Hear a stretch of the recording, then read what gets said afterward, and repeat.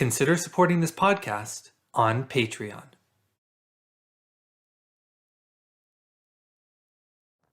On this episode of the What is Asia podcast, I interview Alexis Dudden, a professor of history at the University of Connecticut, to talk about her book, Japan's Colonization of Korea, Discourse and Power.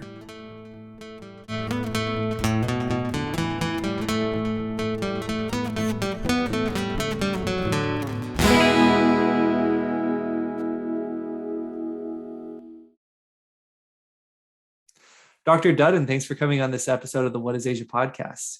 Thank you so much for inviting me.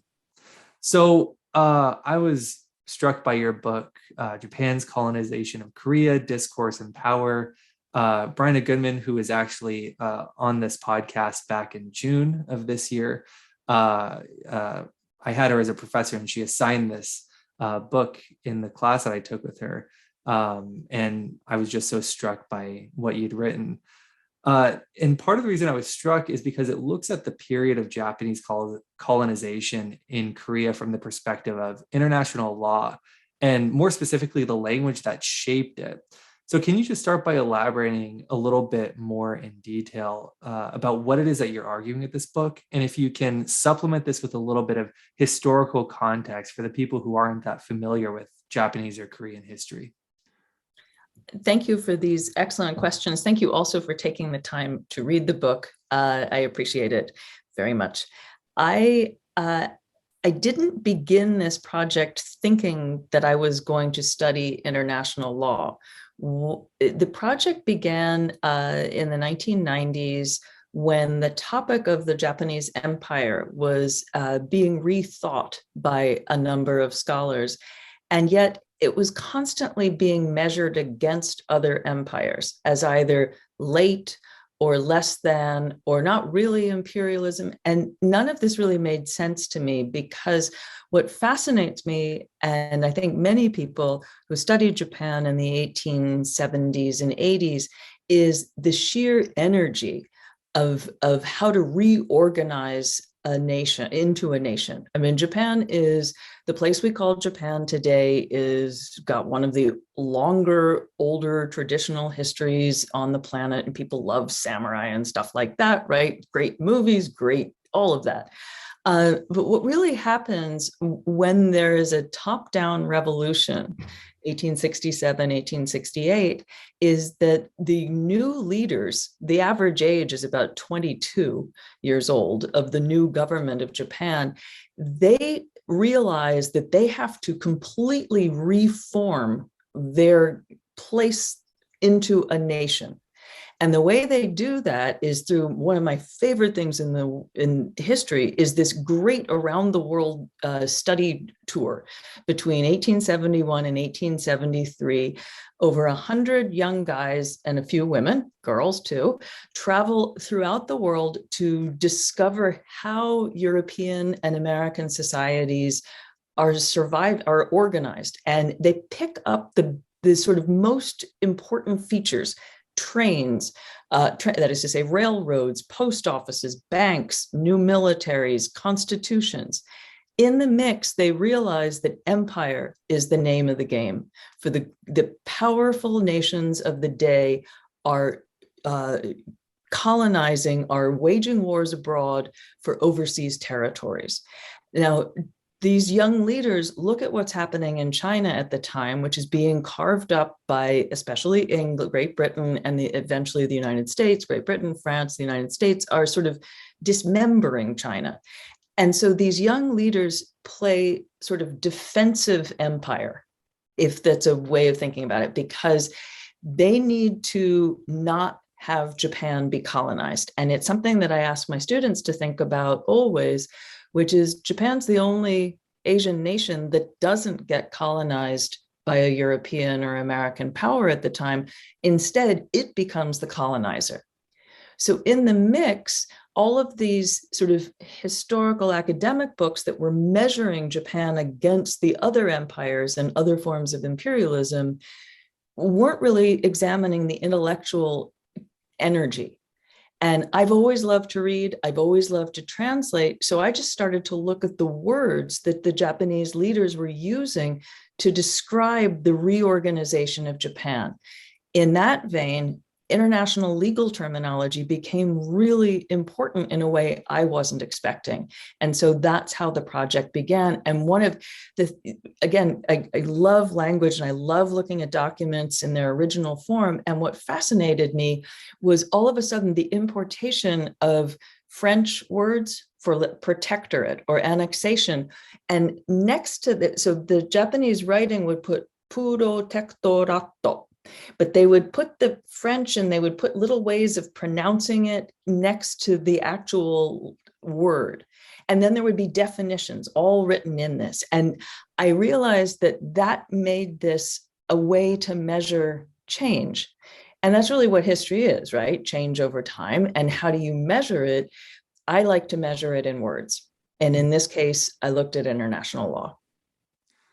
So taking this a little bit further, one thing that you note staggeringly in your book is that there was somewhat shallow resistance in the international community to the annexation of Korea by the Japanese. Why is that? And how does it connect to this concept that you talk about called enlightened exploitation?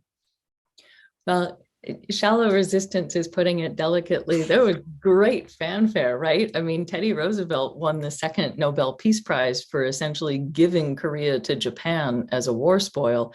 And there were a number of so-called secret agreements, gentlemen's deals, in which countries were essentially traded. Korea, Japan gets Korea, the United States gets the Philippines, England gets what we now call Myanmar, Burma. This was the name of the game, the name of great game, politics of the day. To be a great power, you had to have an empire. In the mix, it had to appear as a civilizing force, as a mission of civilization. And yet in the notion of civilizing or civilizational discourse, the exploitation of people and resources is often not premised. And so that's where I sort of say, yes, this is Enlightenment theory in an exploitative manner, because in each of Japan's empire building moments, from the first closer at hand colonies of what we now call Hokkaido, the Ryukyu Islands, Okinawa, the Ogasawara Islands, to Taiwan, to Korea, this is an overthrow of, if there's a king, as in the case of the Ryukyu kingdom and Korea, the king is overthrown. In the case of Taiwan, there's a war, and Taiwan is a war prize, straight out. In the case of Hokkaido, enlightened exploitation is taught by Americans based on frontier American westward expansion theory. In fact, the then president of the University of Massachusetts went and explained how to remove the native inhabitants, the Ainu, from the land and build it on a Massachusetts-style farming system. Hokkaido even has a brand new military shaped on the American Indian Wars called the Frontier Militia, separate from the Imperial Army. And it's these kinds of violent acts that are part of the exploitation. It has to be explained internationally in an Enlightenment manner. One argument that seems to have been made by the Japanese in this enlightened exploitation and colonizing Korea is that, well, we had to do it. We were just playing, the European man's game. It's like, we had no choice. We did it defensively. And it sort of seems to be a way to sort of excuse the colonization. I guess, can you give your own assessment of that debate and what you make of it? Sure. It's an excellent point. And yes, this is part of the problem, the sort of, well, we had no choice but to do this.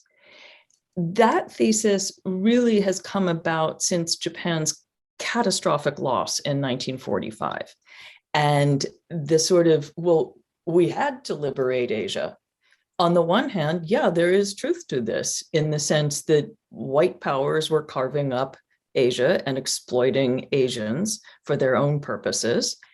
At the same time, the Japanese would adopt strikingly similar models of exploitation, particularly in terms of resource extraction and the use of forced labor. So the justification, which even plays out in today's Japanese political discourse, that, well, we had to do it, is an apologism to try to circumvent the histories of violence and and really to exculpate today's Japan from any sense of responsibility.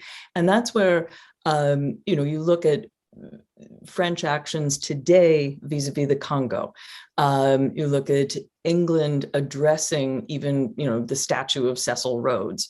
And so these are issues that are transnational today. The blowback in Japan's instance, it is, I would say, augmented even more because of the catastrophic loss of the empire that, compared to other empires, was rather short-lived, right? And I mean, it's a massive part of the planet that becomes the Empire of Great Japan between 1867 and 1945, and it evaporates overnight in loss.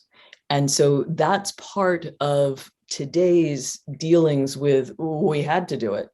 At the time, and this is where it is really interesting history to study, at the time, the energy, the positive nature with which the empire's architects in Japan viewed their what they were doing is reflected in words, in actions, in the creation of colonial policy studies, which arguably is a precursor to political science.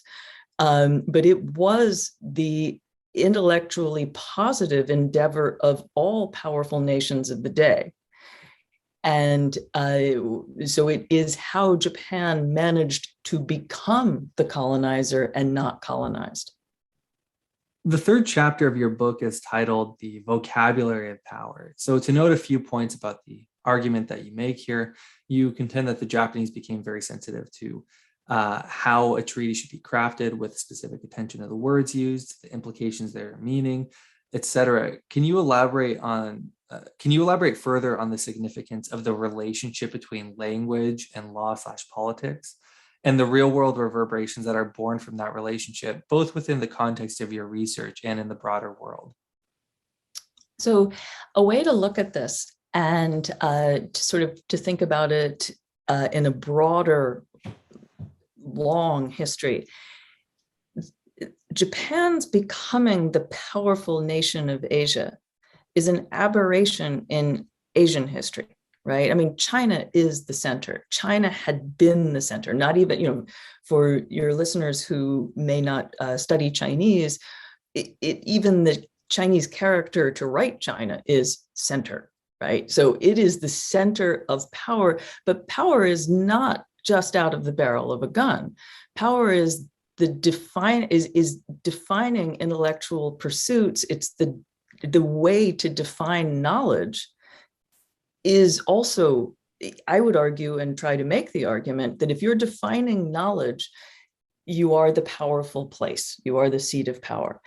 And so what fascinates me about what the Japanese enlightened exploitators did at the time through their words is that they dislodged China as the arbiter of knowledge, as the definer of knowledge, which is pretty difficult to do since it's in Chinese characters, right? And so for hundreds of years, Chinese and Japanese and Korean and Annamese, now Vietnamese diplomats would converse with one another through this wonderful practice called brush talking, right? And so even if you couldn't speak the other person's language, you could write out a treaty through Chinese characters. Jim Hevia, Doug Howland have really interesting books if listeners want to learn more about brush talking. But it's wonderful. And there are great paintings of, 16th, 14th century envoys with big brushes conveying a treaty. But all of a sudden, Japan didn't want China to define the Chinese characters it wanted to use to explain empire. And that's where learning this new terminology called international law, then called the law of nations, comes into play. The book had already been translated. Henry Wheaton's book of international law, which was the playbook for everybody at the time around the world, had been translated into Chinese first. So the Japanese were able to rely on both the English language original as well as a Chinese language translation. But the Chinese at the time didn't see any need for China to use this alien species of law because the Chinese authorities already viewed themselves as the arbiter of power at the center. And so it's this kind of interesting jujitsu that Japan does with words and shifts China out of the seat of power through its own terminology. And it's a terminology that Japanese will define in Chinese characters, but they can translate them back into English and French in the ways that the nations in Europe are using them. This is a perfect lead-in for the next question, because you talk about French and English, and the Japanese even borrowing words from these Western European nations. So you note that the Japanese treaties and agreements signed with Korea were written against the backdrop of a default English version, and that discrepancies in the different language versions of treaties that were signed between Korea and Japan would be settled with an English version. Can you just elaborate a little bit on this idea more, and also why English? Sure. This is actually one of the most brilliant moves that the Japanese government pulls. And it's still in effect today. All treaties signed have if there is, I think the clause reads today, if there is a discrepancy in, say, Chinese, Japanese, English will be the common language. And that's at the United Nations, for example. That's the baseline. In 1885, Japan and China had a little, the 1884, 1885, there'd been a little skirmish in Seoul, jockeying for power at the time, lots of palace intrigue, soldiers appeared, there needed to be peace talks, peace negotiations were held. The Japanese delegates were very eager to use their new terminology of international law, and they showed up and spoke only in English to the Chinese. And again, this is against the backdrop of hundreds of years of negotiating either through brush talking or through interpreters that would be speaking in Chinese, et cetera. And I found this book by chance on the shelves at the University of Chicago Library, huge, big book that read more like a movie script than a history text, including, whatever the menus for the dinners, what people were wearing. And it was written in English by the Japanese delegate who was in charge. He was really the most accomplished in English at the time, a guy named Ito Myoji, but also other leaders, Ito Hirobumi, who was the lead delegate, started to speak to his Chinese counterpart in English. And as the playbook records, the Chinese counterparts, may I ask your permission to be a little more understanding? China was not prepared to negotiate in English at the time, long story short. Fast forward 10 years later, 1895, Japan surprises the world for the first time by winning a modern mechanized war against China. And the first Sino-Japanese War, 1894 to 95, results in something called the Treaty of Shimonoseki, which will also result in the war prize of Taiwan to Japan. That treaty this time China was prepared. Negotiations were in English. The treaty was signed in Japanese, Chinese with the go-to language English, should there be discrepancies between the two. And that's where it's really clear that Japan is using these new words of law in Chinese characters, words such as independent, sovereign.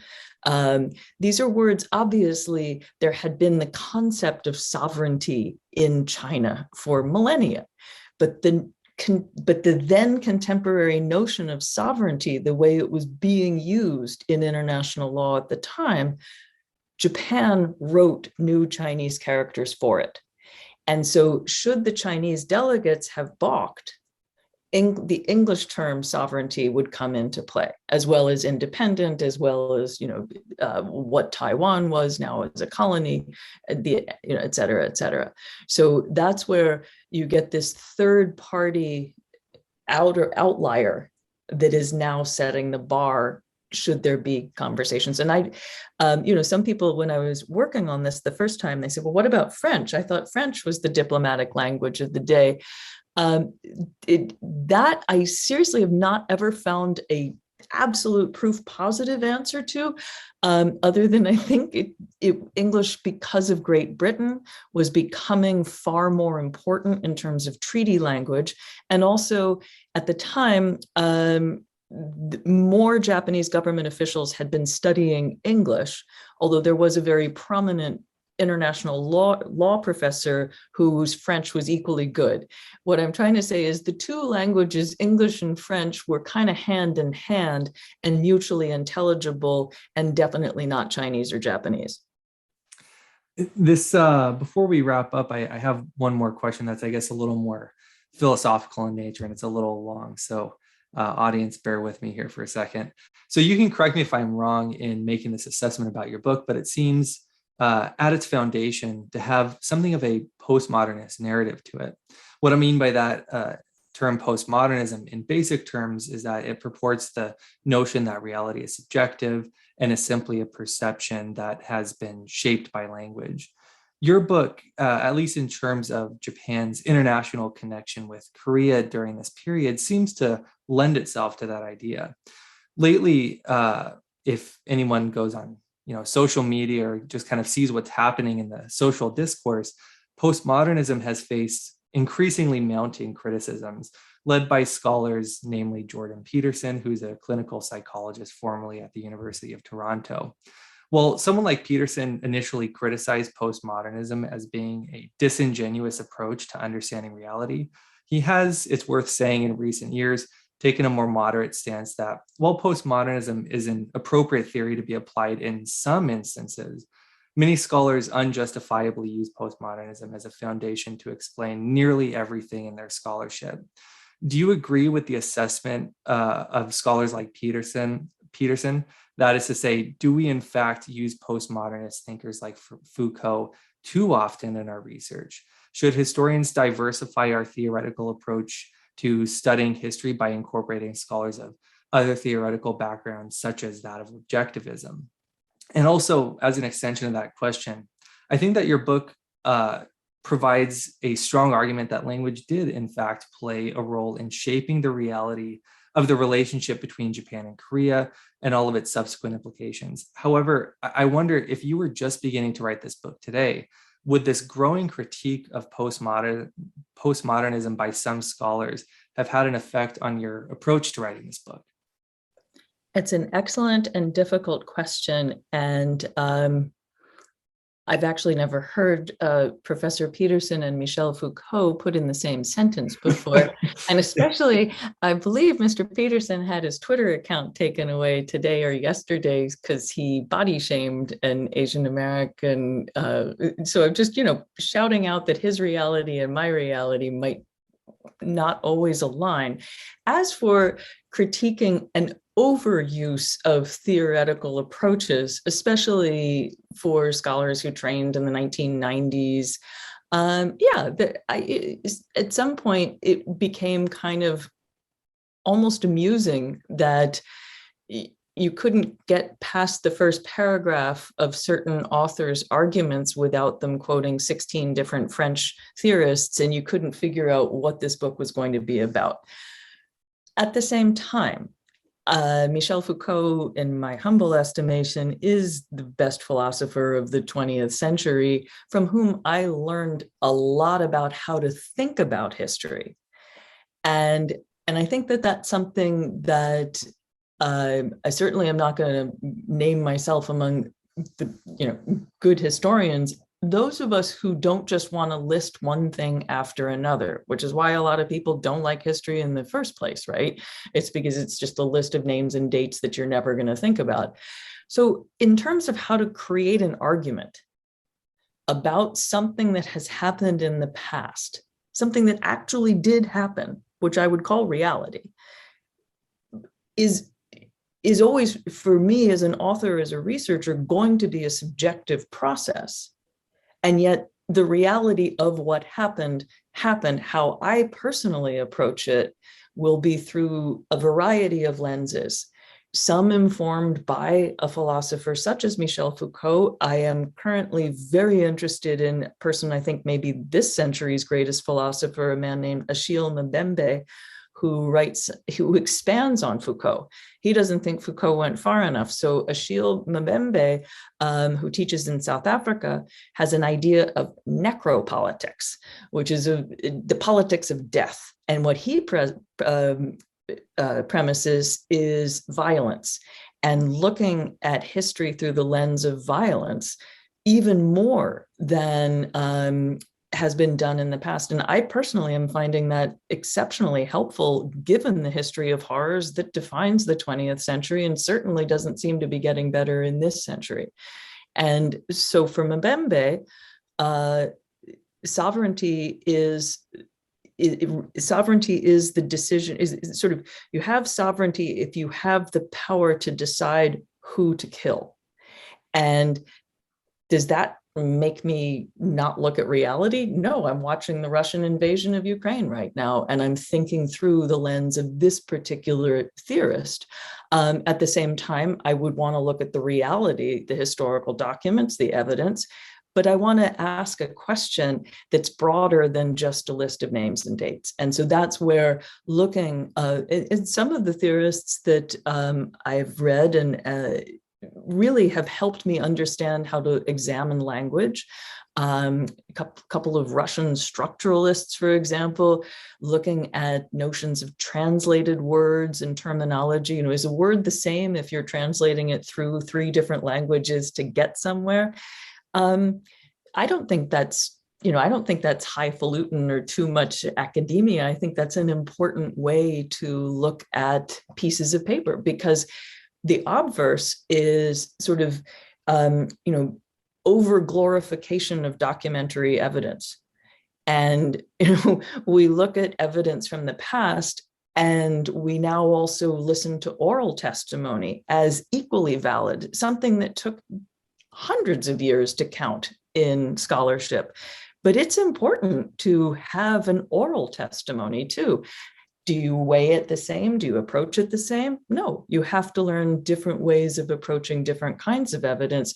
One thing that we're all going to have to confront moving forward is, how do you measure social media, particularly Twitter, now that it's become government document?